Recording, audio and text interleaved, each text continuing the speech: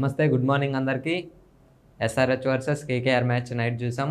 ఈ టాపిక్ మనం మాట్లాడకపోతున్నాం. వాళ్ళు ఎందుకు గెలిచారు, వీళ్ళు ఎందుకు ఓడిపోయారు, అండ్ ఎంఐ వర్సెస్ ఎల్హెచ్జి ఆ మ్యాచ్ గురించి కూడా మాట్లాడుకుందాం. వాళ్ళు ఏం చేంజ్ చేసుకోవాలి అనే దాని గురించి కూడా మాట్లాడుకుందాం. ఈ వీడియో చూసే ముందు నేను చెప్పేది మీకు నచ్చినట్లయితే ఆర్ నచ్చకపోతే ఏం నచ్చలేదు చెప్తే నేను చేంజ్ చేసుకుంటా. కొంచెం సపోర్ట్ చేయండి, సబ్స్క్రైబ్ చేయండి. Thank you. టాపిక్లో వెళ్దాం. ఎస్ఆర్హెచ్ వర్సెస్ కేకేఆర్ నైట్ చూసాం. 2 మ్యాచెస్ ఓడిపోయి వస్తున్నారు కాబట్టి ఎస్ఆర్హెచ్ ఈ మ్యాచ్ అయినా కొంచెం ఫామ్లో ఉంటారు, మంచిగా ఆడతారు అని అనుకున్నాం. బట్ అంత ఎఫెక్టివ్గా అయితే ఆడలేదు. ఎస్ఆర్హెచ్లో చేంజ్ చేసుకోవాల్సింది బౌలింగ్. బ్యాటింగ్ సేమ్ అదే బ్యాటింగ్ లాస్ట్ ఇయర్ కూడా ఆడారు. లాస్ట్ ఇయర్ ఎంతో హై స్కోరింగ్ మ్యాచెస్ చూసాం.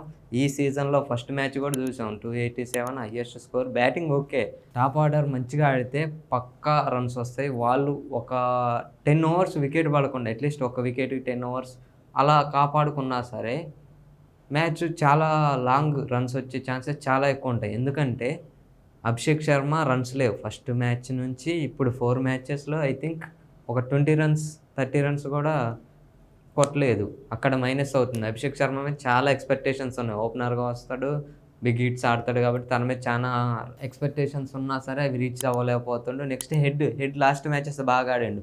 ఈ మ్యాచ్ ఆడలేదు. హెడ్ నేమ్ అనలేము. హెడ్ ఓకే, హెడ్ అదే గేమ్ ప్లే ఆడాలి. అభిషేక్ శర్మ చేంజ్ చేసుకోవాలి.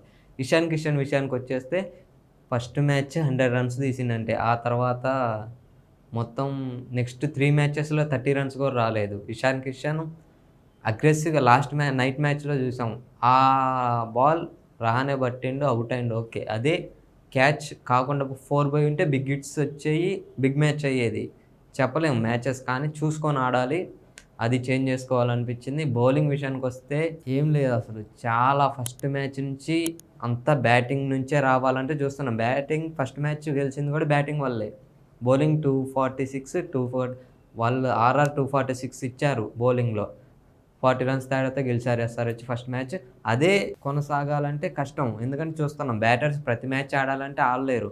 బౌలర్స్ కూడా ఉండాలి. ఇద్దరు కలిసి ఆడితేనే మ్యాచ్ గెలుస్తారు. బౌలర్స్ చాలా రన్స్ ఇస్తున్నారు. బౌలర్స్లో వీక్ ఉంది. ఎస్ఆర్హెచ్ బౌలింగ్ చాలా వీక్ ఉంది. అది చేంజ్ చేసుకోవాలి. షమి ఆ ఫామ్లో కనపడట్లేదు. ఆ పవర్ ప్లే వికెట్స్ కనపడట్లేదు. ఇది చేంజ్ చేసుకోవాలి. కేకేఆర్ విషయానికి వస్తే అసలు వాళ్ళు గెలవరు, వాళ్ళు ఫామ్లో లేరు ఈ సీజన్ అని అనుకున్నాం. ప్లేయర్స్ లేరు అనుకున్నాం. వాళ్ళు చేంజ్ చేసుకున్నారు. లాస్ట్ మ్యాచ్ ఏం జరిగిందంటే పవర్ ప్లే తర్వాత వాళ్ళు వికెట్స్ పడకుండా కాపాడుకున్నారు. ఫస్ట్ వికెట్లు పడ్డాక ఎస్ఆర్హెచ్ గెలిచిద్ది మ్యాచ్ అనుకున్నాం, కానీ వికెట్లు ఆపుకున్నారు. రన్స్ రాకపోయినా ఏం కాదు, లాస్ట్ కొట్టాలనే ఇంటెన్షన్తో ఉన్నారు. అదే కంటిన్యూ చేశారు. నిన్న రింకు సింగ్ అండ్ వెంకటేష్ అయ్యర్ లాస్ట్ 3 ఓవర్స్లో ఐ థింక్ 50 రన్స్ ఏమో ఇచ్చారు ఎస్ఆర్హెచ్ బౌలర్. 3 ఓవర్స్లో 18 బాళ్ళలో 51 అట్లా వచ్చినాయి రన్స్. అక్కడ మైనస్ అయిపోయింది ఎస్ఆర్హెచ్కి. అది టర్నింగ్ పాయింట్ కేకేఆర్కి కూడా. అంతకన్నా తక్కువ ఉన్నట్టయితే వీళ్ళల్లో ఏం జరిగిందంటే ఫస్ట్ నుంచి వీళ్ళు బౌలింగ్ మీద ఎక్కువ డిపెండ్ అయ్యారు. వీళ్ళు బ్యాటింగ్ మీద డిపెండ్ అయినట్టు వీళ్ళు బౌలింగ్ మీద డిపెండ్ అవ్వటం చాలా మైనస్ అయింది. లాస్ట్ మ్యాచ్ వాళ్ళు చేంజ్ చేసుకోరు. అదే చేంజ్ వీళ్ళు చేసుకోవాలి. బౌలింగ్ కొంచెం ఇంప్రూవ్ చేసుకోవాలనుకుంటున్నాను నేను. నెక్స్ట్ మ్యాచ్ ఎస్ఆర్హెచ్ 2 మ్యాచెస్ హైదరాబాద్లోనే జరుగుతాయి కాబట్టి హోమ్ గ్రౌండ్ అడ్వాంటేజ్ తీసుకోవాలి. మంచి పిచ్ సెలెక్ట్ చేసుకొని మంచిగా చూసుకోవాలి. ఈ 2 మ్యాచెస్ గెలిస్తే ఛాన్సెస్ ప్లే ఆఫ్స్ పోవడానికి చాలా ఎక్కువ ఉంటాయి. నెక్స్ట్ 7 మ్యాచెస్లో ఇంకో 4 గెలిస్తే ఇవి 2-3 సరిపోతాయి నాకు తెలిసి. చూడాలి మరి ఏం జరిగిద్దో. ఎంఐ వర్సెస్ ఎస్ఆర్హెచ్ మ్యాచ్ ముంబైలో జరిగిద్ది. అక్కడ గెలిస్తే ఇక్కడ 2 గెలిస్తే 3 ఫస్ట్ విన్ 4. ఈ 7 మ్యాచెస్ 4, నెక్స్ట్ 7 మ్యాచెస్లో 4 గెలిస్తే 8 మ్యాచెస్ ప్లే ఆఫ్స్కి వెళ్ళొచ్చు ఎస్ఆర్హెచ్. ఐ థింక్ వాళ్ళు అదే అగ్రెషన్ బ్యాటింగ్లో చూపిస్తారు. బౌలింగ్లో చేంజ్ చేసుకుంటే ప్లే ఆఫ్స్కి వెళ్ళే ఛాన్సెస్ చాలా ఎక్కువ ఉంటాయి ఎస్ఆర్హెచ్కి అయితే నేను అనుకుంటున్నా. నెక్స్ట్ మ్యాచ్ వచ్చేసి ఎల్హెచ్జి వర్సెస్ ఎంఐ. ఎల్హెచ్జికి ఎంఐకి అంత రన్స్ లేవు, అంత మంచి చెప్పుకోగలిగే మ్యాచెస్ కూడా ఏం జరగలేదు. గత సీజన్స్లో కూడా పెద్ద కేఎల్ రాహుల్ లాంటి ప్లేయర్స్ ఉన్నప్పుడు కూడా అంత మ్యాచెస్ ఏం జరగలేదు. బట్ ఈ మ్యాచ్ ఇద్దరికీ ఇంపార్టెంట్. ఇద్దరు లాస్ట్ ఎంఐ ఫస్ట్ 2 మ్యాచెస్ ఓడిపోయింది. ఎల్హెచ్జి ఫస్ట్ గెలిచారు, తర్వాత ఓడిపోయారు.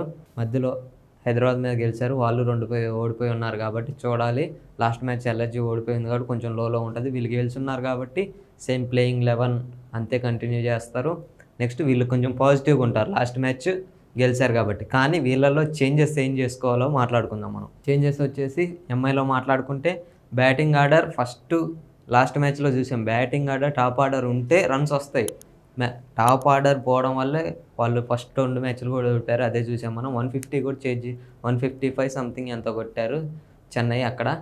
అది లాస్ట్ మ్యాచ్లో కనపడలేదు. కానీ హార్దిక్ పాండ్యా ఇప్పుడు ఇక్కడ జరిగేది ఏంటంటే 4లు 6లు వచ్చే గ్రౌండ్ కాదు. 4-6 కొట్టి రన్స్ దిగను అని అనుకుంటే లాస్ట్ మ్యాచ్కి ముందు అంతకుముందు మ్యాచ్లో సూర్య మీద ప్రెషర్ పడింది, సూర్య అవుట్ అయింది.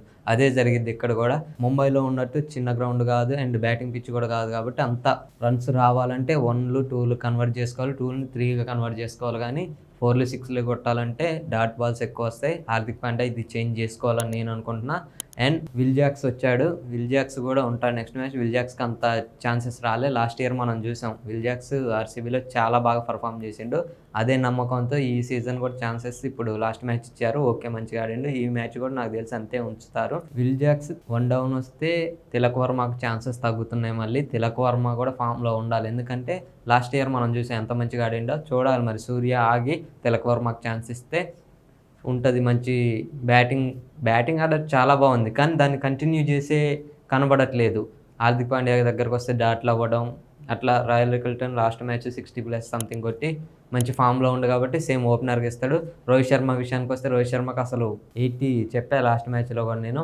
80 మ్యాచెస్లో సంథింగ్ 1 నెంబర్తోనే అవుట్ అయిందంట, సింగిల్ లెటర్తోనే. చూడాలి మరి ఈ మ్యాచ్ అయినా మంచిగా ఆడాలి. రోహిత్ శర్మ నుంచి రన్స్ వస్తే అందరూ హ్యాపీ.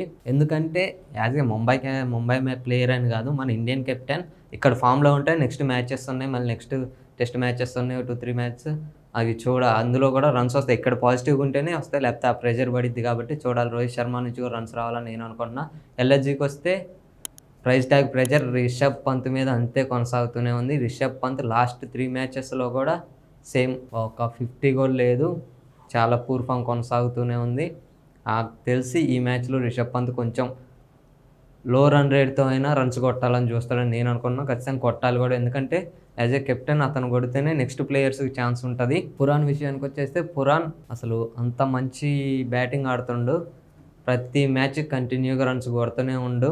ఈ మ్యాచ్ కూడా పక్కా రన్స్ పురాణ్ బ్యాట్ నుంచి రావాలని నేను అనుకుంటున్నా. చూడాలి మరి ఈ మ్యాచ్ క్లోజ్ మ్యాచ్ అవుతుందా, 1 సైడ్ అవుతుందా, వీళ్ళకే అడ్వాంటేజ్ ఉంటుంది, దాన్ని యూజ్ చేసుకుంటారా లేదా, లాస్ట్ మ్యాచ్ యూజ్ చేసుకోలేదు ఈ మ్యాచ్ అని యూజ్ చేసుకుంటారా.